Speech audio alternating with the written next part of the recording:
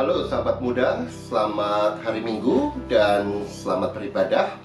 Pada hari ini kita akan bersama-sama belajar satu hal tentang bagaimana pilihan hidup kita memiliki konsekuensi dan resiko, dan salah satunya adalah ditolak. Oleh karena itu mari kita berdoa sebelum kita mendengarkan dan kita membaca firman Tuhan. Kita berdoa.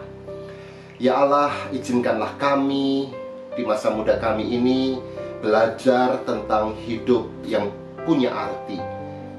Di tengah banyaknya pilihan, kami memilih walaupun beresiko kami ditolak. Izinkanlah kami belajar menggali inspirasi dari firman-Mu. Di dalam Kristus kami berdoa. Amin. Kita membaca dari Injil Markus pasal yang ke-8. Markus pasal yang ke-8 ayatnya yang ke-31 hingga ayatnya yang ke-38. Saya akan bacakan. Kemudian mulailah Yesus mengajarkan kepada mereka bahwa anak manusia harus menanggung banyak penderitaan dan ditolak oleh tua-tua, imam-imam kepala dan ahli Taurat, lalu dibunuh dan bangkit sesudah 3 hari. Hal ini dikatakannya dengan terus terang. Tetapi Petrus menarik Yesus ke samping dan menegur dia. Maka berpalinglah Yesus, dan sambil memandang murid-muridnya, ia memarahi Petrus, katanya, "Enyahlah iblis, sebab engkau bukan memikirkan apa yang dipikirkan Allah, melainkan apa yang dipikirkan manusia." Lalu Yesus memanggil orang banyak dan murid-muridnya dan berkata kepada mereka, "Setiap orang yang mau mengikut aku, ia harus menyangkal dirinya, memikul salibnya dan mengikut aku. Karena siapa yang mau menyelamatkan nyawanya akan kehilangan nyawanya. Tetapi barang siapa kehilangan nyawanya karena aku dan karena Injil, ia akan menyelamatkannya. Apa gunanya seorang memperoleh seluruh dunia tetapi ia kehilangan nyawanya? Karena apakah yang dapat diberikannya sebagai ganti nyawanya? Sebab barang siapa malu karena aku dan karena perkataanku di tengah-tengah angkatan yang tidak setia dan berdosa ini, anak manusia pun akan malu karena orang itu apabila ia datang kelak dalam kemuliaan Bapanya, diiringi malaikat-malaikat kudus." Demikian firman Tuhan. Sahabat muda, di dalam kisah ini ada beberapa aktor yang berperan di dalam percakapan Yesus dan beberapa orang ini. Yang pertama tentu adalah Yesus sendiri, dan yang kedua adalah Petrus. Tetapi selain itu ada beberapa orang yang dicatat ada di dalam kisah ini, yaitu yang ketiga, para murid yang lain selain Petrus. Kemudian ada orang banyak, ya. Ini floating mass. Kenapa disebut floating mass? Massa yang mengapung. Karena orang banyak ini tidak punya pendirian. Mereka suka dengan Yesus, mereka takjub dengan dia dan mengikuti dia. Tetapi kelak kita membaca bagaimana ketika Yesus ditangkap dan diadili dan bahkan kemudian disalib, floating mass ini kemudian berbalik melawan Yesus dan menjauhi Yesus. Jadi mereka tidak punya pendirian. Itu yang keempat. Tetapi ada juga ahli-ahli Taurat, imam-imam kepala, yaitu orang-orang yang beragama tetapi justru yang melawan Yesus. Itu 5. Tetapi ada 2 yang lain yang juga dicatat di dalam bacaan kita, yaitu Allah Bapa dari Yesus Kristus dan iblis.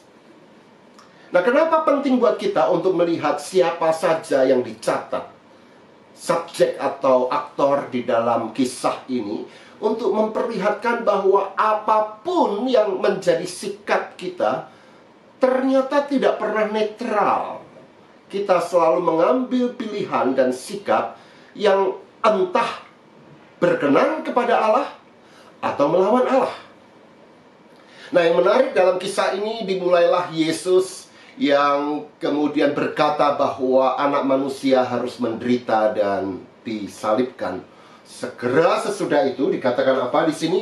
Petrus menarik Yesus, menegur dia. Dalam bahasa Yunaninya dipakai kata epitimau yang artinya menghardik dengan keras. Bayangkan. Petrus yang dalam ayat sebelumnya berani mengungkapkan imannya, engkau adalah Mesias, anak Allah yang hidup. Begitu Yesus berkata bahwa Mesias harus menderita, Petrus yang sama menarik Yesus dan berkata, jangan, engkau tidak boleh mati. Padahal dia mengaku bahwa Yesus adalah Mesias. Nah, ini menunjukkan, sahabat muda, bahwa pengakuan yang benar belum tentu muncul dari pemahaman yang benar. Kenapa Petrus bisa mengakui Yesus adalah Mesias, tetapi kemudian ketika sang Mesias itu berkata bahwa ia harus menderita, Petrus malah menolaknya? Karena bagi Petrus, pemahaman tentang Mesias adalah dia yang harus jaya menjadi raja, berkuasa dan mengalahkan penguasa Romawi. Bagi Yesus lain, Mesias adalah hamba yang turun dan menderita.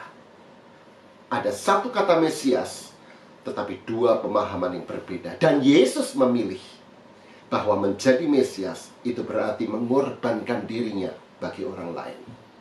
Pilihan Yesus itu membawa konsekuensi. Dia ditolak oleh imam-imam kepala dan ahli-ahli Taurat, dan kemudian juga oleh orang-orang banyak itu. Tetapi dalam kisah ini dia ditolak pertama kali oleh Petrus. Itu sebabnya dalam episode berikutnya, setelah Petrus menarik Yesus dan menghardik epitimau, Yesus membalas hardikan Petrus dengan epitimau, memarahi Petrus dengan berkata apa? Enyahlah iblis, sebab engkau memikirkan apa yang dipikirkan manusia dan bukan yang dipikirkan Allah.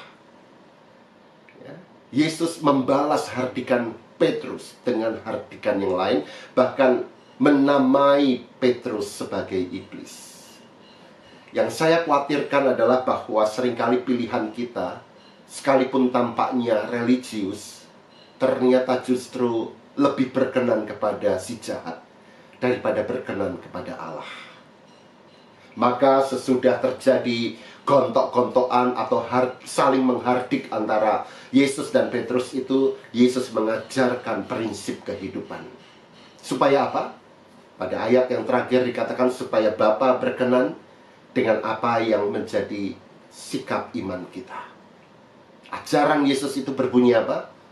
Engkau harus merendahkan diri, engkau harus merelakan hidupmu demi orang lain.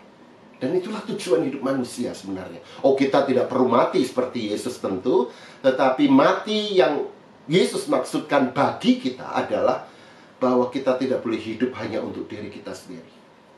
Berapa banyak dari teman-teman semua yang di masa muda ini sudah mulai berpikir, aku mau jadi apa? Aku mau jadi dokter, aku mau jadi pilot, aku mau jadi arsitek dan seterusnya dan sebagainya. Itu baik. Tetapi pertanyaan hidup yang paling penting bukanlah mau jadi apa, tetapi mau jadi apa yang bagaimana.